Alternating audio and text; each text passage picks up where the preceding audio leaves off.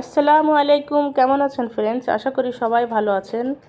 জুম্মা মোবারক। আজকে শুক্রবারের দিন ফ্রেন্ডস, তো এখানে আমি বানাচ্ছিলাম পোলাও। তো যাই হোক ফ্রেন্ডস, ঘুমানোর আগে আপনারা সবসময় এই তওবা পড়ে নেবেন, কেননা হায়াত মওত আল্লাহর হাতে, কখন কিভাবে কে চলে যাবে সে আল্লাহই ভালো জানে, আল্লাহর থেকে ভালো কেউ জানে না ফ্রেন্ডস।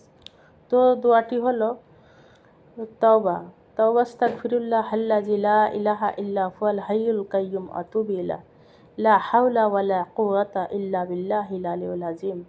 নিজেও পড়ুন, অন্যকেও পড়ার সুযোগ করে দিন, এবং নিজেকেও পড়ুন, অন্যকেও পড়িয়ে দিন ফ্রেন্ডস। অনেকে জানে, অনেকেই জানে না, তাই ঘুমানোর আগে সবসময় দোয়া তওবাটা করে নেবেন। যাই হোক ফ্রেন্ডস, আজকে শুক্রবারের দিন এখানে আমি পোলাও বানাচ্ছিলাম। প্রসেসটা তো আপনারা দেখতেই পাচ্ছেন কীভাবে বানাতে হয়।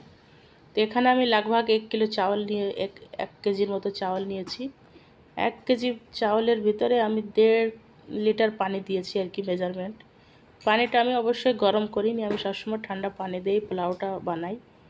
তো যাই হোক ফ্রেন্ডস, ভিডিও যদি আপনাদের ভালো লাগে, আর সবথেকে বড় কথা হচ্ছে যে যেখান থেকে আমার ভিডিওটা দেখছেন অবশ্যই আমাকে সাপোর্ট করবেন।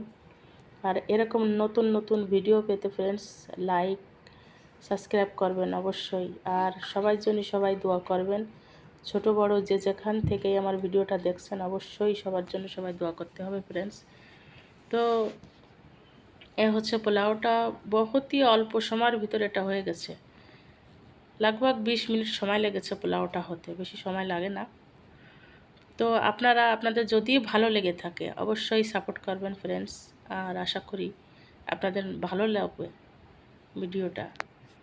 তো ভালো থাকেন, সুস্থ থাকেন, এই কামনায় শেষ করি। ফির একটা নতুন রেসিপির সঙ্গে আমি আসবো। আল্লাহ হাফেজ। আমার সঙ্গে থাকুন, ফিরে আসবো। আল্লাহ হাফেজ।